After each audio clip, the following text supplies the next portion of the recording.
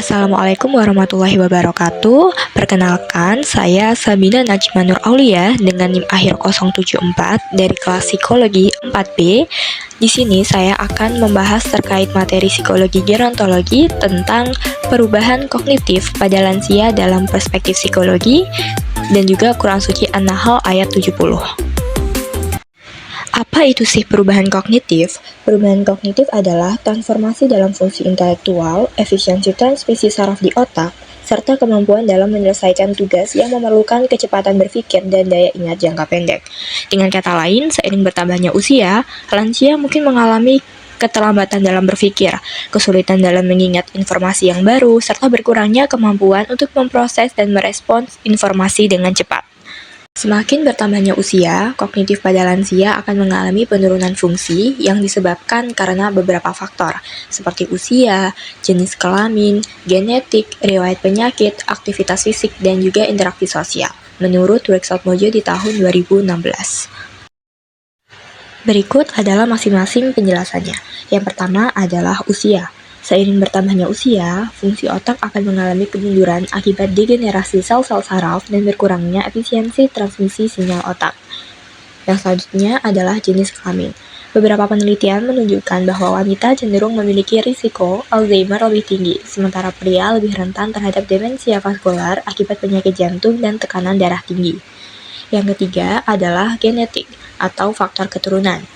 Genetik dapat meningkatkan resiko penurunan kognitif, terutama jika ada riwayat keluarga dengan penyakit neurodegeneratif seperti Alzheimer atau demensia.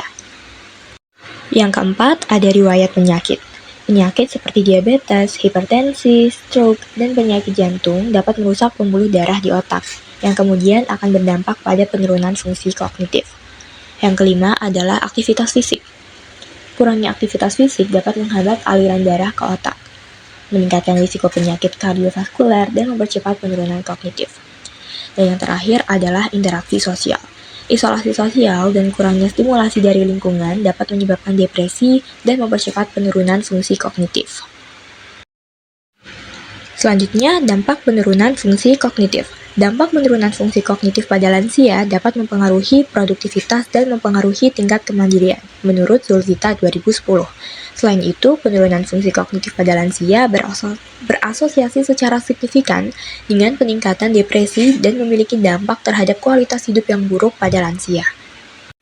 Sehingga, lansia yang mengalami gangguan daya ingat dan kesulitan berpikir cepat seringkali mengalami kesulitan dalam melakukan aktivitas sehari-hari, seperti mengolah keuangan, memasak, atau sekedar mengingat janji tamu. Nah, ketergantungan yang meningkat ini dapat menyebabkan perasaan tidak berdaya, stres, dan isolasi sosial yang berujung pada depresi. Adapun contoh perubahan kognitif, seperti gangguan memori, kesulitan berkonsentrasi, kesulitan berpikir dan memecahkan masalah, kesulitan berbahasa, perubahan kognitif, dan lain sebagainya. Yang selanjutnya adalah perubahan kognitif dalam Quran Suci An-Nahl ayat 70, yang berbunyi, A'udzubillahi minasyaitonirrajim, Bismillahirrahmanirrahim. Wallahu khalaqakum summa yatawafakum wa minkum ma yuraddu illa ardhalil umuri likai la ya'lama ba'da ilmin syai'a innallaha alimun qadir. Yang artinya adalah Allah menciptakan kamu, kemudian mewafatkan kamu, dan di antara kamu ada yang dikembalikan kepada umur yang paling lemah atau pikun, supaya dia tidak mengetahui lagi sesuatu pun yang pernah diketahuinya. Sesungguhnya Allah Maha Mengetahui lagi Maha Kuasa. Penjelasan dari ayat di atas adalah bahwa salah satu tanda kekuasaan Allah adalah dengan Dia yang menciptakan manusia dari tanah. Kemudian Allah memberikan semua manusia itu kehidupan, lalu mewafatkan mereka sesuai dengan ketetapannya. Mungkin ada yang meninggal di usia yang muda, ada pula yang mencapai usia tua hingga menjadi lemah dan pikun seperti bayi. Allah juga berkuasa membedakan manusia dalam umur, rezeki, dan juga kedudukan.